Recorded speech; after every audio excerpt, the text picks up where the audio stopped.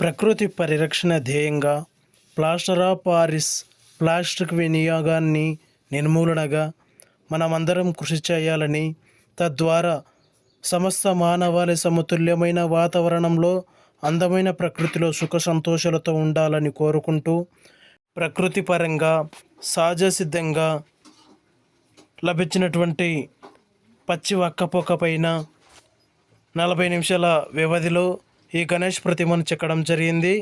ఈ సందర్భంగా మీ అందరికీ వినాయక చవితి శుభాకాంక్షలు.